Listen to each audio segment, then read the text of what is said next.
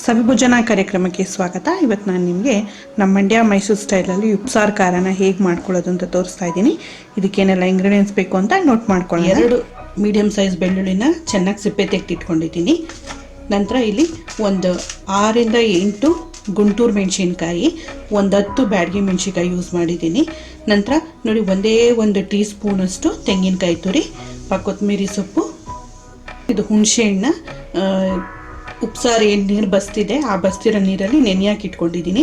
ಈ ನೀರಲ್ಲೇ ರುಬ್ಬಬೇಕು, extra ನೀರೇನು add ಮಾಡೋಕ್ಕೆ ಹೋಗಬೇಡಿ. ನಾನು 1.5 ಟೀ ಸ್ಪೂನಷ್ಟು ಜೀರಿಗೆ ಯೂಸ್ ಮಾಡ್ತೀನಿ, 1/4 ಟೀ ಸ್ಪೂನಷ್ಟು ಮೆಣಸು. ಯಾಕಂತಂದರೆ ಮೆಣಸಿನ್ಕಾಯಿ, ಬೆಳ್ಳುಳ್ಳಿ, ಈ ಮೆಣಸು ಎಲ್ಲನೂ ಖಾರ ಹಾಕಿದ್ರೆ ತುಂಬ ಖಾರ ಆಗಿಬಿಡುತ್ತೆ. ಹಾಗಾಗಿ ಒಂದು ಹದದಲ್ಲಿ ಹಾಕೊಬೇಕು. ನಂತರ ರುಚಿಗೆ ತಕ್ಕಷ್ಟು ಉಪ್ಪು, ಸ್ವಲ್ಪ ಎಣ್ಣೆ, ಮೆಣಸಿನ್ಕಾಯಿ ಹುರಿಯೋದಕ್ಕೆ. ನೋಡಿ ನಾನು ಗ್ಯಾಸ್ ಆನ್ ಮಾಡಿಕೊಂಡು ಬಾಣಲಿ ಕಾಯಿಸ್ಕೊಂಡಿದ್ದೀನಿ. ಇದಕ್ಕೆ ನಾನೀಗ ಗುಂಟೂರು ಮೆಣಸಿನ್ಕಾಯಿ ಮತ್ತು ಬ್ಯಾಡಗಿ ಮೆಣಸಿನ್ಕಾಯಿ ಎರಡೂ ಹಾಕಿ ಸ್ವಲ್ಪ ಎಣ್ಣೆ ಹಾಕಿ ಇದನ್ನು ಹುರ್ಕೊಳ್ಳೋಣ. ಗ್ಯಾಸ್ನ ಒಂದು ಮೀಡಿಯಮ್ ಸೈಜ್ ಫ್ಲೇಮಲ್ಲಿ ಇಟ್ಕೊಂಡು ಒಂದು ಸ್ವಲ್ಪ ಕೆಂಪಗಾಗೋ ತನಕ ಹುರ್ಕೊಳ್ಳಿ. ಮೆಣಸಿನ್ಕಾಯಿ ಗರಿ ಆಗೋ ತನಕ ಹುರಿದಾಗಿದೆ. ಈಗ ಇದು ಗ್ಯಾಸ್ ಆಫ್ ಮಾಡ್ಕೊಳ್ತೀನಿ. ಇದನ್ನು ಒಂದು ಸ್ವಲ್ಪ ತಣ್ಣಗಾಗೋದಕ್ಕೆ ಬಿಟ್ಟು ಮಿಕ್ಸಿ ಜಾರ್ಗೆ ಹಾಕ್ಕೊಳ್ಳೋಣ. ನೋಡಿ ಇದನ್ನು ನಾನು ನೀರೇನು ಹಾಕ್ತೇನೆ ಹಾಗೆ ತರ್ತರಿಯಾಗಿ ನಾನು ಇದನ್ನು ಪೌಡ್ರ್ ಮಾಡ್ಕೊಳ್ತೀನಿ. ಈ ರೀತಿ ತರ್ತರಿ ಪೌಡ್ರ್ ಆದಮೇಲೆ ಈಗ ಇದಕ್ಕೆ ನಾನು ಬೆಳ್ಳುಳ್ಳಿ, ಉಪ್ಪು,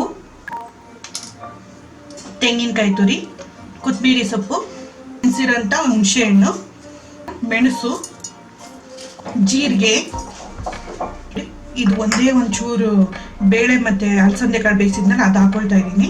ಇದ್ರೆ ಹಾಕೊಳ್ಳಿ, ಇಲ್ಲ ಅಂತಂದರೆ ಬೇಡ.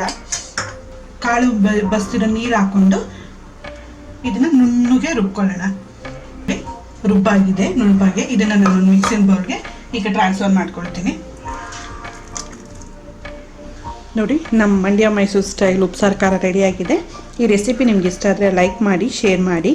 ನಿಮ್ಮ ಅನಿಸಿಕೆ ಅಭಿಪ್ರಾಯಗಳನ್ನ ನನಗೆ ಕಮೆಂಟ್ಸ್ ಮಾಡಿ. ಮತ್ತಷ್ಟು ಟೇಸ್ಟಿ ಮತ್ತು ಎಮ್ಮಿ ರೆಸಿಪಿಗಾಗಿ ಸವಿ ಭೋಜನ ಕಾರ್ಯಕ್ರಮಕ್ಕೆ ಸಬ್ಸ್ಕ್ರೈಬ್ ಆಗೋದು ಖಂಡಿತ ಮರಿಬೇಡಿ. Thank you.